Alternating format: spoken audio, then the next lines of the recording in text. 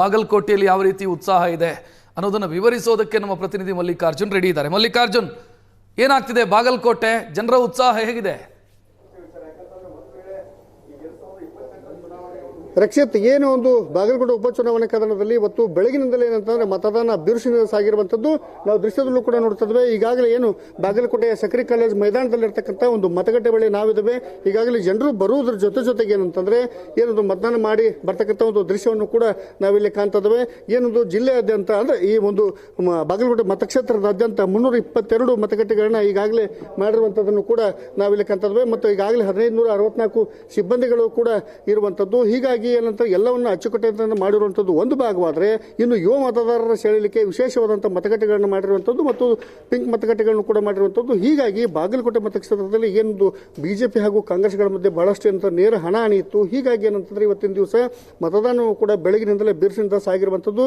ಸಾಕಷ್ಟು ಜನರು ಕೂಡ ಬರುವುದರ ಜೊತೆಗೆ ಏನಂತಂದ್ರೆ ಈಗಾಗಲೇ ಬೆಳಗಿನಿಂದಲೇ ಮತದಾನಕ್ಕೆ ಬಂದಿರುವಂತಹ ಒಂದು ದೃಶ್ಯವನ್ನು ಕೂಡ ನಾವಿಲ್ಲಿ ಕಾಣ್ತಿದ್ದೇವೆ. ಏನೊಂದು ನಗರ ಹಾಗೂ ಗ್ರಾಮೀಣ ಭಾಗದಲ್ಲಿ ಎರಡೂ ಕಡೆಯಿಂದಲೂ ಕೂಡ ಏನಂತಂದ್ರೆ ಮತದಾನ ಬಿರುಸಿನಿಂದ ಸಾಗಿರುವಂತದ್ದು ಮತ್ತು ಇಲ್ಲಿ ಬಂದಿರತಕ್ಕಂಥ ಮತದಾರರು ಕೂಡ ಇರುವಂತದನ್ನು ಕೂಡ ನಾವಿಲ್ಲಿ ಕಾಣ್ತದೆ. ಈಗ ನಾವು ಅವರನ್ನ ಮಾತಾಡಿಸ್ತಾ ಹೋಗೋಣ. ಅವ್ರು ಏನಂತ ಹೇಳ್ತಾರಂತ. ಸರ್, ಇವತ್ತಿನ ದಿವಸ ಮತದಾನದ ದಿವಸ ಆಗಿರುವಂತದ್ದು ಏನು ಹೇಳಕ್ ಇಷ್ಟಪಡ್ತಾರೆ? ಮೊದಲು ಇವತ್ತಿನ ಮತದಾನ ಅಂತ ಯಾಕಂದ್ರೆ ದಿಗಂತ ಮೇಟಿ ಸಾಹೇಬರು ಆಗಿದ್ರಿಂದ ಉಪಚುನಾವಣೆ ಬಂದಿರೋದ್ರಿಂದ ನಮ್ಮ ಬಾಗಲಕೋಟೆ ಜನತೆಗೆ ಇಲ್ಲೆಲ್ಲರಿಗೂ ಹೇಳ್ತೀನಿ, ತಪ್ಪದೇ ಎಲ್ಲರೂ ವೋಟ್ ಮಾಡಿ ಅಂತೇಳಿ ನಾವು ವಿನಂತಿಸಿಕೊಳ್ಳುತ್ತೇನೆ.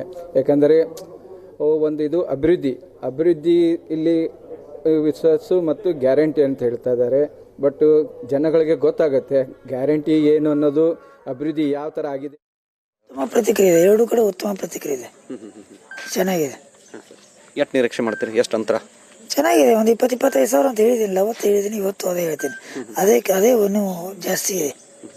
ಸರ್, ಬಿಜೆಪಿ ಅವರು ಆರೋಪ ಮಾಡ್ತಾ ಇದ್ರು, ಹಣ ಹೆಂಡ ಎಲ್ಲ ಹಂಚ್ತಾ ಇದ್ದಾರೆ ಸಿಕ್ಕಾಪಟ್ಟೆ, ಅದರಿಂದಾನೇ ಈಗ ಇದನ್ನು ಅಂತ ಹೇಳಿ. ಎಲ್ಲ ಸುಳ್ಳ್ರಿ, ಇಲ್ಲೇ ಮಾತಾಡಿದಾರೆ ಕೇಳ್ರಿ, ಅದೆಲ್ಲ ಸುಳ್ಳು. ನಾವು ಮಾಡಿದ ಕೆಲಸಗಳು ನಮ್ಮ ತಂದೆಯವ್ರು ಮಾಡಿದ್ದು, ಸರ್ಕಾರ ಮಾಡಿದ್ರೆ ಶ್ರೀರಕ್ಷೆ ನಮಗೆ. ಸರ್, ಇಷ್ಟೊಂದು ತಂದೆ ಇದ್ದವ್ರು ನೀವು ಚುನಾವಣೆ ನಿಂತು ತಂದೆಯವರು ಇದ್ದಿದ್ರೆ ಹೆಂಗಿರ್ತಿತ್ತು ಸರ್? ಖುಷಿಯಾಗಿ ಮಾಡ್ತಿದ್ದೇವೆ ನಾವು, ಭಾಳ ಖುಷಿಯಾಗಿ ಮಾಡ್ತಿದ್ದೆವು. ಪೂರಾ ದುಃಖದಲ್ಲಿ ಮಾಡ್ತಾ ಇದ್ದೀವಿ. ಡೈಲಿ ನೆನಪಾಗತ್ತೆ. ಸರಿ, ಪ್ರಚಾರದಲ್ಲೆಲ್ಲ ಹೆಂಗ ಅನಿಸ್ತದೆ ಸರ್? ವೇದಿಕೆ ಮೇಲೆ ಚೆನ್ನಾಗಿದೆ. ವೇದಿಕೆ ಮೇಲೆ ತಾವು ಮಾತನಾಡುವಾಗ ಹಿಂದೆ ಅಪ್ಪಾಜಿ ಇದ್ದಿದ್ರೆ ಹೆಂಗೆ? ಈಗ ನಮ್ಮ ಕಣ್ಣ ನೀರು ಬಂತು, ಮತ್ತೆ ನಮ್ಮ ತಂದೆ ನೆನಪಾಗ ನಮ್ಮ ಕಣ್ಣ ನೀರು ಬಂದ್ಬಿಡುತ್ತೆ. ಓಕೆ, ದಯವಿಟ್ಟು ಸರಿ, ಥ್ಯಾಂಕ್ ಯು.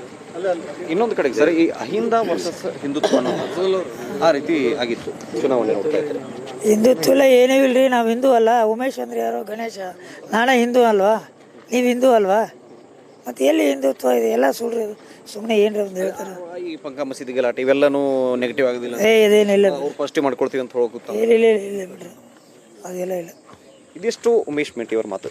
ಬಾಗಲಕೋಟೆಯಿಂದ ಕನ್ನಡಪ್ಪ ಸಾಹೇಬ್ ಜೊತೆಗೆ ಷಡಕ್ಷರಿ ಏಷ್ಯಾನೆಟ್ ಸುವರ್ಣ ನ್ಯೂಸ್.